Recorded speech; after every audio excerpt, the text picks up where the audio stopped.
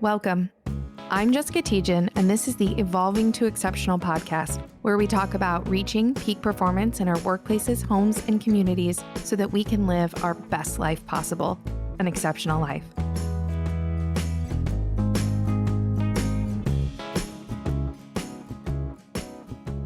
Welcome back to the Evolving to Exceptional podcast. Today, we have another guest with us, Ashley Keegan, who works for Electro Savings Credit Union. She is the vice president of people there and has done some just really cool things at her company that I'm really excited for her to share with you all and to talk about how they're combating some of the challenges that they've faced or that they're experiencing in their workplace.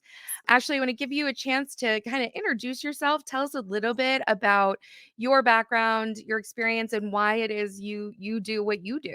Thanks. Yes. Thank you for having me. I'm so excited to be here today. Yeah. So I am about a 17-year vet in the HR field. Went to college for HR and for business on the business side.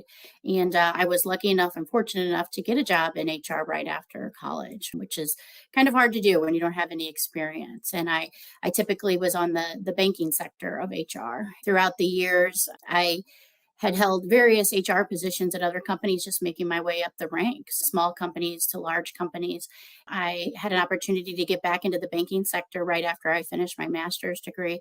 And so I've been at the credit union for almost 13 years, serving in their capacity for their running their HR functions, also their compliance and our branch network. But primarily my work is the people of the credit union. And I've been doing that for, like I said, 16, 17 years, and I really love it. How big is that is Electro Savings Credit Union? How big is that organization?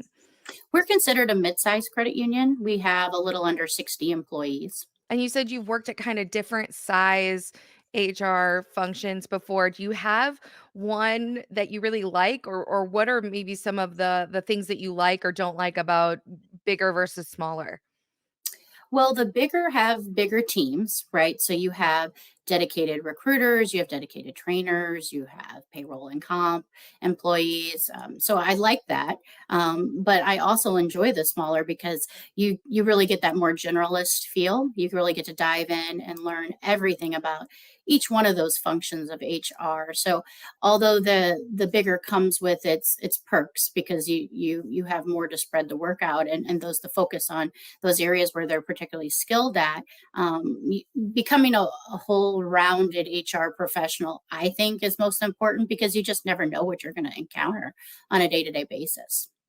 Are you a team of one now at the Electro Savings Credit Union? Is it kind of all up to you when it comes to the people function? No, I'm a team of two. Luckily, I have a people services manager, we call her, which would be an HR manager, who runs the day-to-day operations. And she's been with us for several years and does a great job for us. I'm sure that makes a big difference in terms of your ability to focus on some of those bigger challenges or the bigger issues that come in terms of organizations and what you face. Maybe you could tell us a little bit about some of the biggest challenges that you faced or the things that you've experienced maybe over the course of the last year or the last 12 months. What have you experienced or what have you seen as some of the bigger challenges your business has faced? Right. Well, the pandemic certainly brought, multiple different types of changes to our workforce, all one right after the other. So we had to adapt pretty quickly, and with that, just became changes in the way that people view their work and what's important to them. And what I've experienced the most is seeing burnout, motivation. We went for a year or two with that war on talent where it was a really competitive marketplace for us to retain employees too. So I think those are the top three, is just the burnout that employees were going through because there was so much that was impacting them just outside of work versus inside of work as well, because we were just having to keep up with all the changes that the pandemic was bringing. But then also keeping them motivated and engaged during that time was difficult, especially when we were a company that was used to seeing each other face to face, and then overnight over 50% of us had to go home and start working remotely, which ultimately changed our entire workforce forever, because the majority of us now still work from home, which is a good thing. for most that do like working at home. But of course, that presents its own challenges and how you connect with people virtually versus, how you used to face. So I think we've weathered those storms, and it took a lot of work and getting really creative with, the programs that we had. How could we keep certain things alive, knowing that we were doing things virtually now versus doing things in person.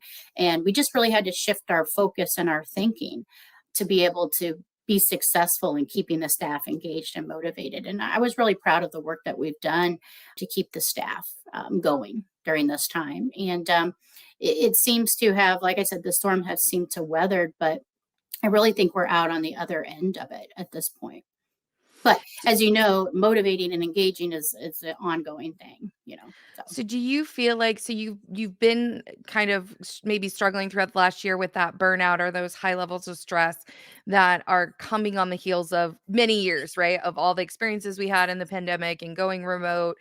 Do you feel like you've moved beyond that, or do you feel like you're still in the midst of helping employees to manage that stress or to have to work through the challenges that could lead them still to burnout or mhm. put them still on the edge of getting into burnout?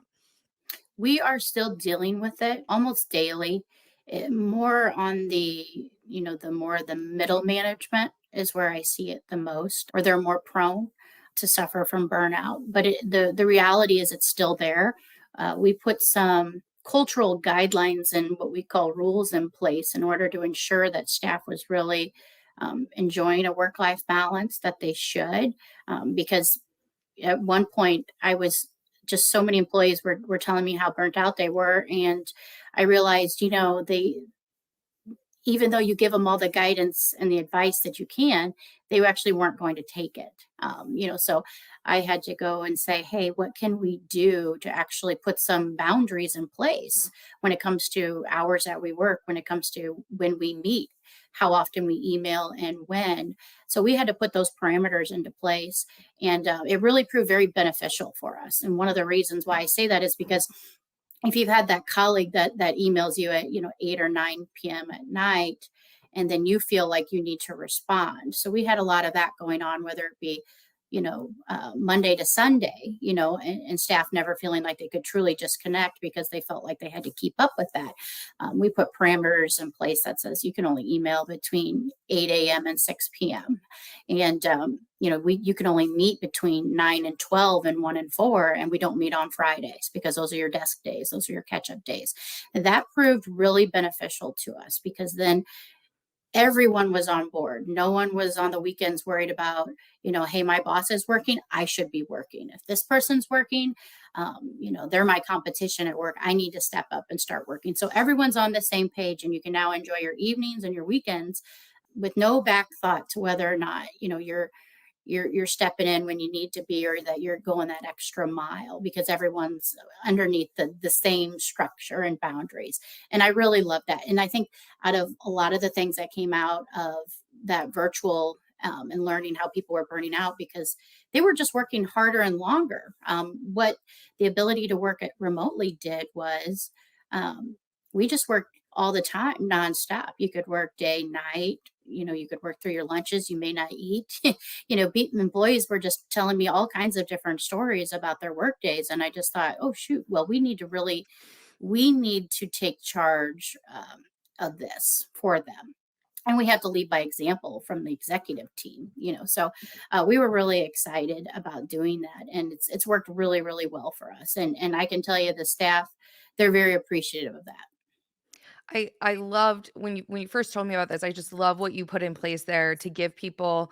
There's multiple things you just talked about there that are so impactful. Like you talked Mhm. about them really fast, but I want to emphasize how huge those changes are for your culture and your people, because I think oftentimes organizations will underestimate the impact of those small systemic changes that you can change your system or your structure in a way that can create massive change and have a really positive impact on your people. And so, I love the dedicated hours for meetings so that employees can have time to do that focused work, Mhm. can have their head down and not be disrupted and not have to stop in the middle to go to a meeting, but really know when meetings are going to occur and have a limited amount of time for those meetings. There were Right. days in my past where I used to have meetings from the very beginning of the day to the very end of the day with zero breaks.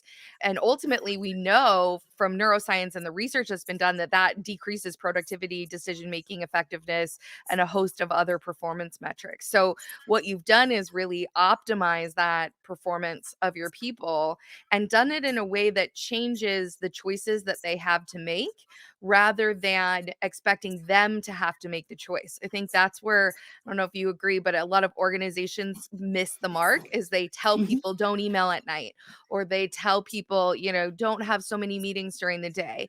But it's hard for people to change their behaviors with just willpower.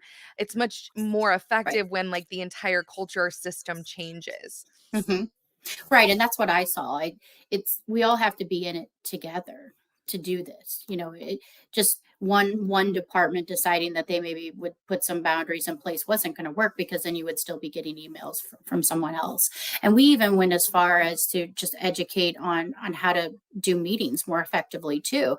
And we went from that hour long meeting to a 45 as a standard because what was happening too is you were going from one meeting to the next. You had no time to take a break in between. And you were just burnt, like you said, meeting to meeting to meeting. So let's get what we need to get done in 45 minutes so that you have 15 minutes to decompress, but get ready, prepared for your next meeting too. So in addition to that, there were other little tweaks that we've had to make, and we continue to make them. Anytime that we see an issue, we call it out. We're very honest about it and say, okay, this isn't working. And I think that's one of the big things that I do in HR here at the credit union is I'm willing to try things. If they don't work, then we should unwind them. We should look at them and see how we can improve it and or change it or modify it. And we've had to do that a couple of times, but each time we've made an improvement that's really helped benefit somebody, especially with their work-life balance. I mean, you can't replace that for anyone. So tell me, I'm curious with the 45-minute meetings, did you find that they were still as effective? You were still able to accomplish as much, that you were just taking up more time before? Or what, how did you adjust to, I guess, that change? Yes, they're still effective. I mean, we talk to them about simpler things that could be done, like making sure you have an agenda and sticking to your agenda, and having someone lead the meeting so that you're staying on track, you're staying on task, and someone paying attention to that kind of that 15-minute warning. This meeting is going to conclude soon. I think we just needed a little bit more structure into what we were doing. We were meeting, having really, really great meetings because a few years ago, we were an organization that never met, and which was really interesting because we needed to meet, but we only met. A couple of departments only met maybe once a month, and the second the staff was, it was amazing to watch this because the second the staff was given that autonomy to meet, my calendar just started filling up with meetings after meetings after meetings. But it was great to see people wanting to collaborate because they saw how important it was, and how the company was lacking by not collaborating, by just emailing or having conversations in passing. So once we started those meetings, we were new to it, right? So they needed some education on how you hold an effective meeting too. So we really dug in and said, okay, what does an effective meeting look like? How long are they? What can you get done in this period of time? So we've had to make those tweaks and take those opportunities to educate along the way. But it's been a great learning experience, and each time, like I said, we come out stronger and better from it. We were getting a lot of things done, which is why people want to meet. If I can just get somebody's time for 45 minutes, I can get this done. We didn't want to take that away from the staff, but we just said it would be nice if you had that little break in between your meetings so that you're not in meetings from the beginning of the day to the end of the day. And then you look at which is what I was hearing. They would look at the clock and say, I didn't eat today.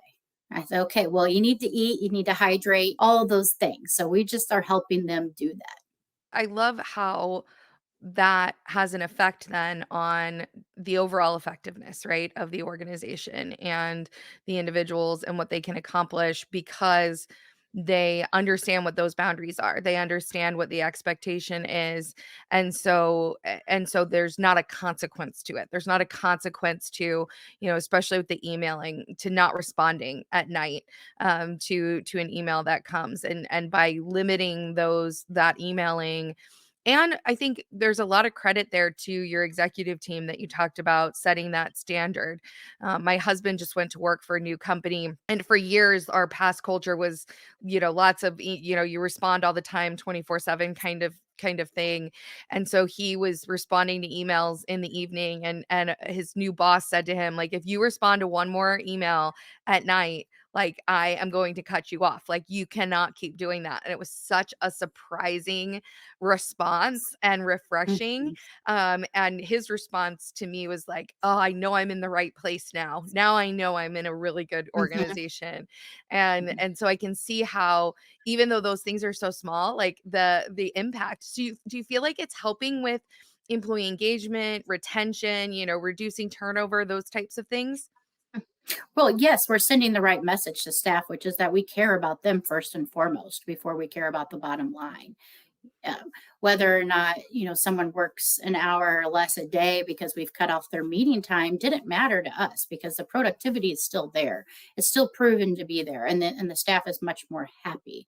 And I think that's the most important factor when you're looking at how to keep someone engaged. It's if they think that it's profits over people, and we just think working everyone as long as we can is really not the way to go, obviously, in any and all cases. But the message that we're sending to them is that we care about them, and we've heard their concerns too. They come to me, or they come to anyone else in the company and say, I'm stressed, I'm burnt out. The amount of people that would come and say that to me really pulls on the heartstrings.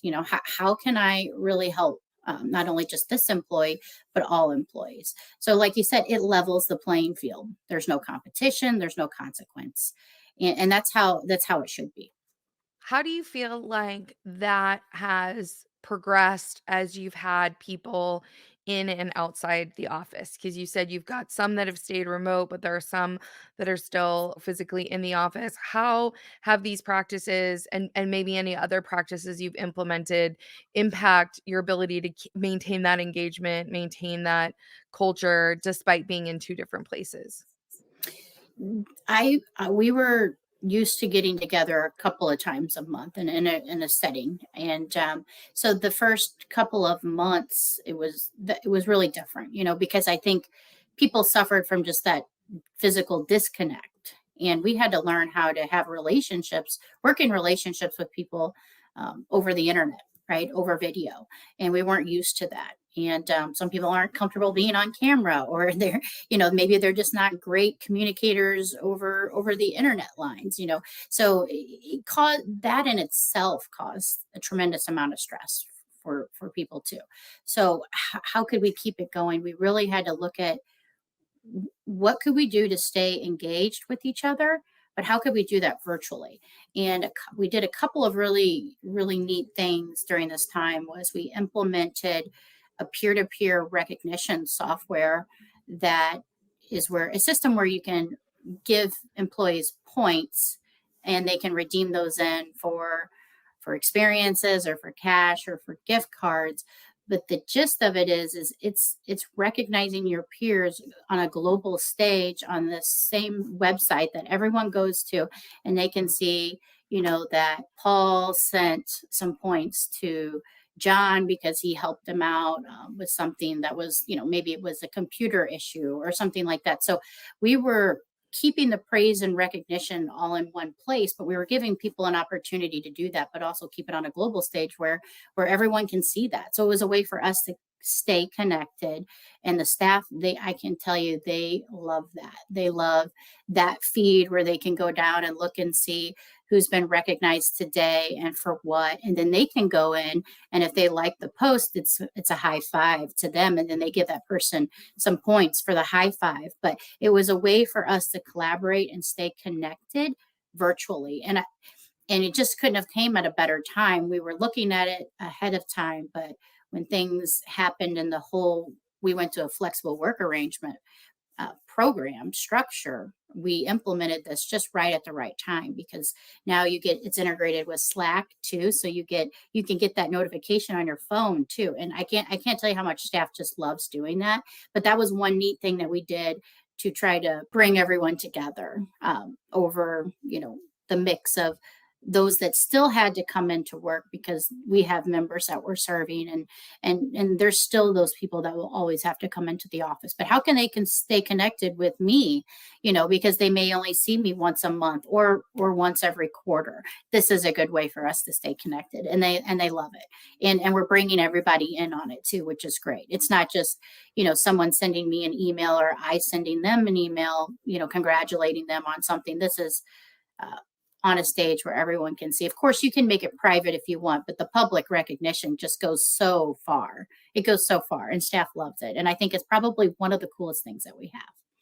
So I love that. I'm curious about a couple things with it. How did you first get people using it? And did you implement it actually like in the midst of the pandemic or at the beginning, or when did you kind of put it in place? We launched it in 2020. So Okay. we had it in the works. I had learned about it at an HR conference that I went to, and I thought, this is really cool. I need to look into it. And so we launched it in 2020, which was great, because by March, of course, we were all at home. And so again, it worked out really perfectly. It was on the docket to already do. We just moved it up in time, because it was one of those things where we were looking for ways to keep people engaged. And we also have an employee engagement committee called Hype. They're the hype of the company, and they were doing all kinds of fun things virtually, escape rooms, you name it. They really went above and beyond to try to come up with things to keep us all connected and to have fun. This was just another thing we were able to do. So we used employees and members of the hype committee to be like our testers and our ambassadors. Hey, could you go out and send some recognition to get people using it, get them comfortable with it? So we had to get some buy-in of some employees first to kind of be the models in Yeah, using the it, and that first really the helped first us. ones to go with it, Right, right? yeah, exactly. So what is it called? What is this software, or what is it that you're using? What is it called? It is through. It's powered by Work Tango, Okay. and you can name it. They'll create like a customized. If you create a customized name, they'll create a customized web address for you. And we ran a contest for staff to name it, and because our credit union is based off of Union Electric, and which is now Ameren today, with the electrical company roots. We use the word power, in like almost every program that we do. We have a lot of what we call power programs. So the staff ended up naming it Power of Applause, and we love it. They love I it. So love that's what that. it's called, Power of Applause.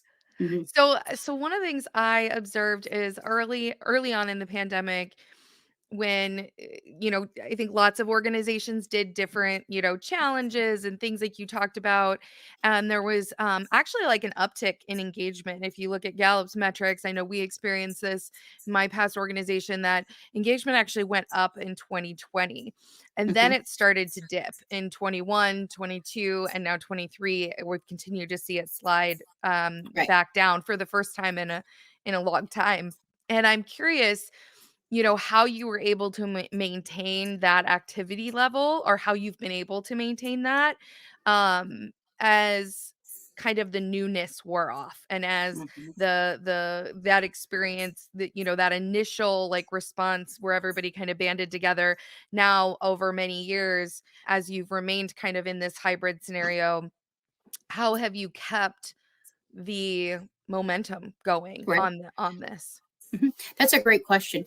And I was thinking about this too, on how we keep these things fresh, right? These programs fresh, or whatever it may be at the credit union, because it's an ongoing thing to keep staff engaged. I actually look at the reporting, so I can go into the system and see how often people are using the software, how many points they're sending. So that's one way for me to see, is it going up or is it going down? And then maybe it's a case where I can get the leadership team on board to be like, hey, just remember, get out there and start sending points out and recognition to other staff, and keep it going. But one other thing that we do too is that we can award you points by incentivizing you to do certain things. So, for instance, we have within it where you can go for a walk in the park and redeem for 20 points. You can read a book and get an extra 50 points.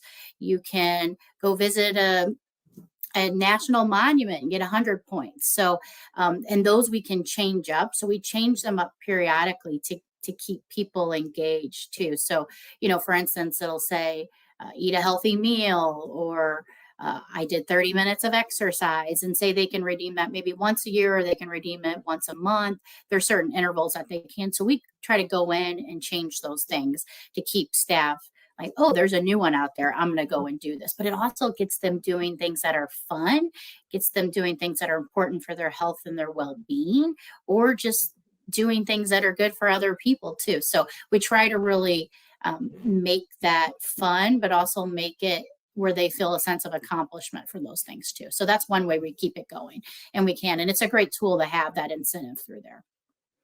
I love the gaming of that and the gamification of challenges and other types of things and new things popping up. So people are kind of more inclined to like look at it and try to do some of those new things. And I love how it relates to their overall well-being too. So then again, I Mhm. feel like once again, if I were an employee in your company, that would make me feel cared about. That Mhm. okay, like I get points for doing something that's good for me. It's not like I just get Mhm. points if I deliver my, work on time or, things like that, but to actually have Right. it be things that are can make my life better, help me. That's huge. They Right.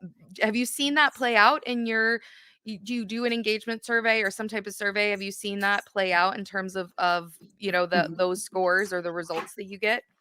Yes, I mean we ended up winning top workplaces in 2020. The software, the Power Plus software too, also has pulse surveys that we can send out every quarter, so we can collect consistent feedback. So, and that's important to do. I really think it is, because, like you said, it can, like you said, once it's not new anymore. Then we have to reinvent. We have to come up with something else. So yes, we have seen it play out. We've seen our efforts translate. So when we're doing great things for the staff and putting together great programs for them that really show them that we care, our surveys are elevated, that engagement level is elevated. Our recognition, whether it be in the form of an award or whatnot, it's definitely on display, because the staff, they respond to that too. So, and one other thing I could mention about that software too is that when you redeem it on the experience side, like you can go in and just say, I want to cash in points for cash on my payroll check, or I want to get a gift card to Amazon. But you can redeem it for experiences too. So you can leave. If you want to cash in some points to leave early, to come in late, if you want to have coffee with the CEO or have him take you to lunch or meet with the executive team, there's so many other different things that we you can do too with it, which I think is really great, because not everybody wants the money, right? So the gift cards are great, and then you can also donate it to charity, which people love too. So Oh, that's what I powerful loved too. about the software is that it hits almost every point that you could think of what somebody would need, and that's the biggest challenge about implementing any kind of engagement activity or program, which is I can't be everything to everyone. How can I satisfy the entire workforce? And that's really hard to do. That's a big challenge for an HR um, professional. So I think this does a good job of really hitting on all the points. So you've done, it sounds like just a tremendous job. I love the things that you've put in place. You and I talked before. I think you have a creative and a intellectual mind when it comes to talent management and the challenges in the space. What do you see as some of the biggest challenges you're either facing right now or going to be facing over the course of the next year?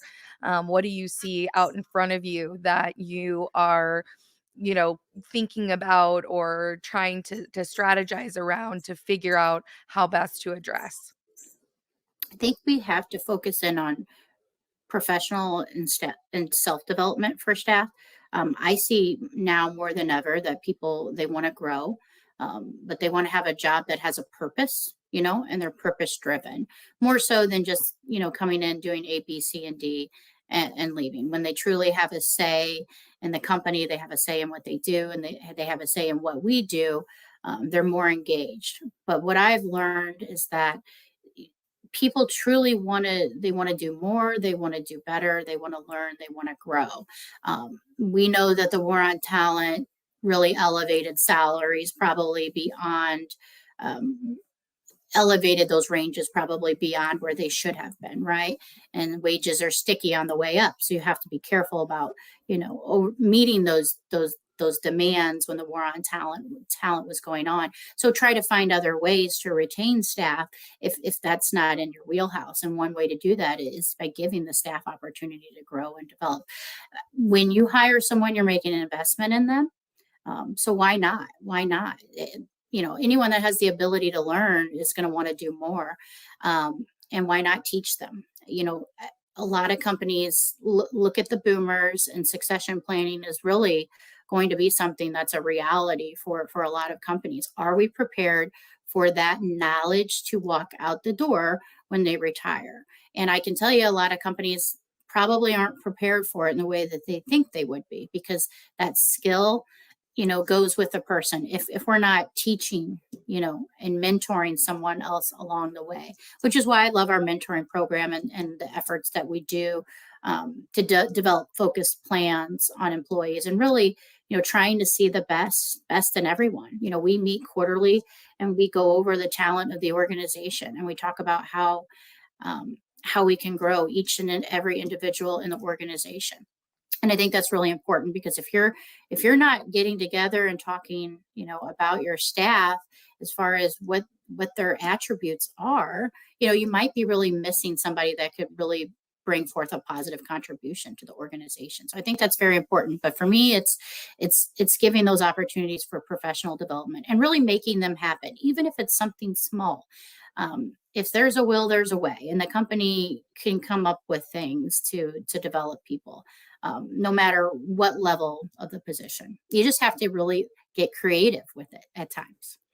Yeah, and I think you make such a good point there on the value of development and understanding that development can look a lot of different ways. It doesn't have to be necessarily like technical skill development, although it can.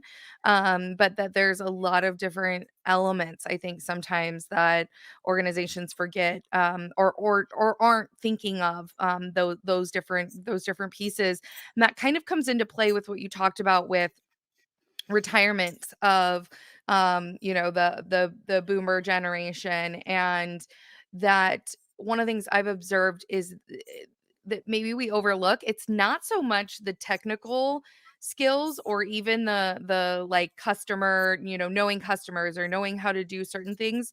It seems as though ultimately we're able to transition that knowledge, but the experiential knowledge of just how to interact with people, of challenges that come up periodically, it's that level of emotional intelligence, or that level of understanding, that you develop over the course of your career. It's more that kind of walks out the door, Hmm. that ability to maybe mentor and develop others, some of those types of Hmm. skills that, if you're not consciously developing your next layer of leadership or managers or even individual employees to be able to carry that forward, or to be able to do that, that seems to be maybe the lacking piece. Has that been your Hmm. experience as well?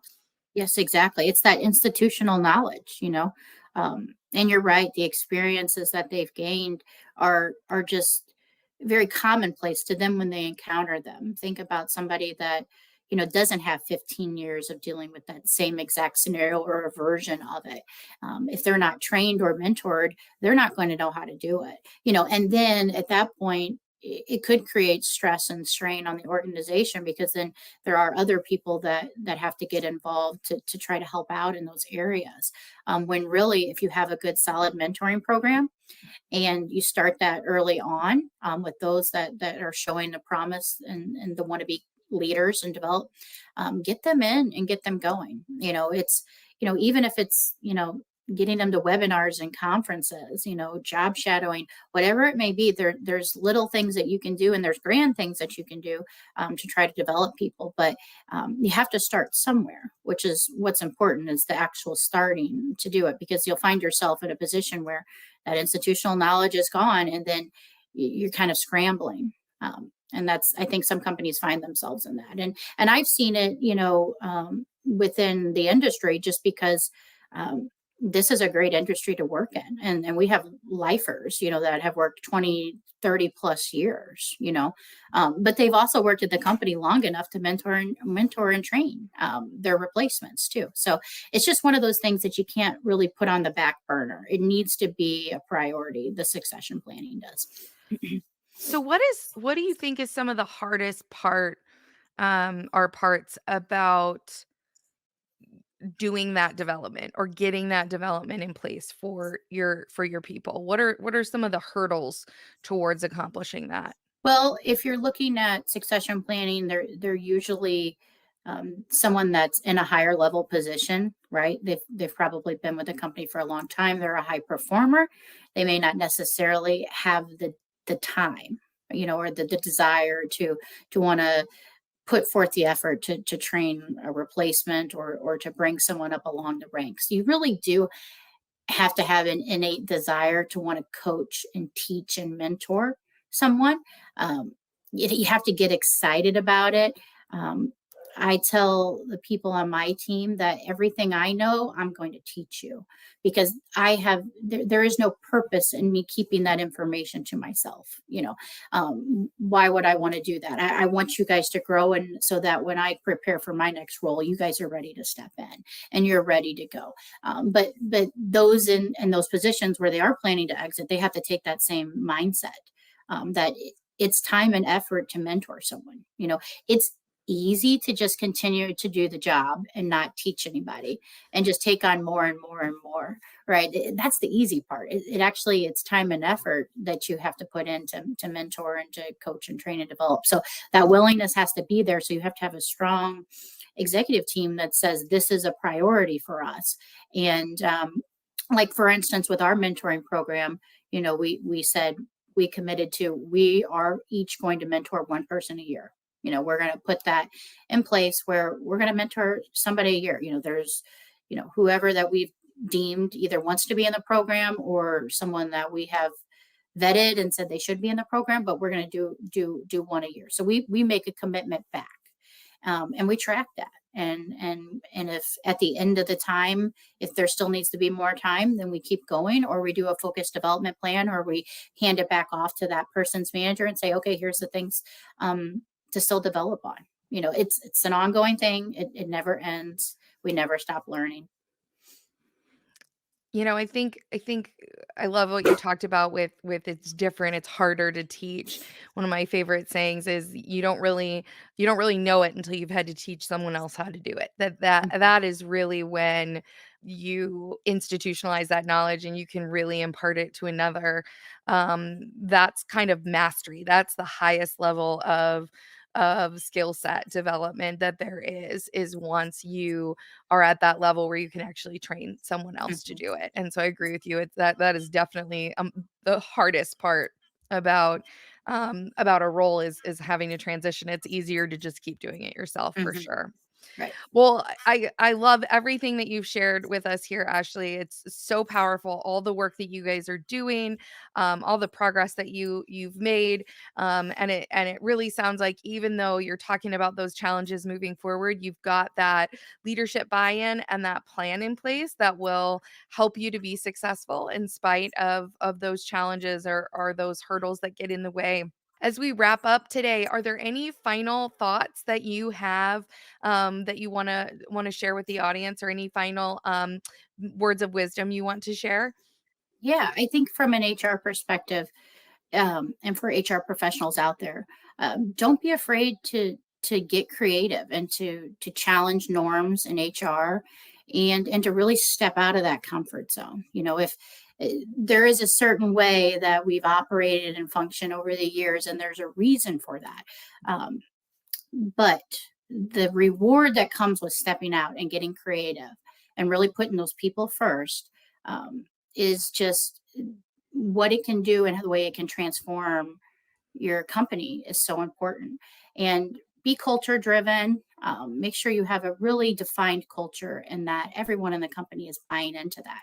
And when you're looking to do things, whether it's a business decision or even a program that you're developing, look at it through the lens of the culture. And if it doesn't suit your culture, really question whether or not you should be doing it or not. Because essentially, your culture drives everything, and you're nothing without a great culture in place. And the staff, they want to know that they're cared about and that their best interest, that the company has their best interest at heart and at mind. And just don't be afraid to just step out and do things that are different. Don't be afraid to shine in that way. And I think you'll see that it pays you back, because your staff they're going to be loyal to you. They're going to stick around, and your productivity is going to go up, and your morale is going to go up, and the awards that you're going to win are going to be there, and they're really going to appreciate everything that you do to show them that you care. Those are fantastic words of wisdom, Ashley. Thank you so much for coming on today. I think all HR professionals out there should learn from you and learn from the forward thinking and that willingness to, like you said, be creative, to think outside the box, to try things that are not necessarily the way things have always been done. You might be surprised to see the effect or the impact that making those new and innovative and creative solutions can have on the business and on productivity and the results that you're able to achieve. It is not for the faint of heart to make those types of changes, but the payoff is tremendous if you're willing to engage at that level and make that amount of difference for your people and for your organization and for your culture. So thank you so much, Ashley, for coming on today to share with us your experience and the amazing things that you're doing within your organization and the impact that you're having. We are so grateful, and thank you again to all our listeners. As always, I like to wrap up our show and just remind you to just always keep evolving.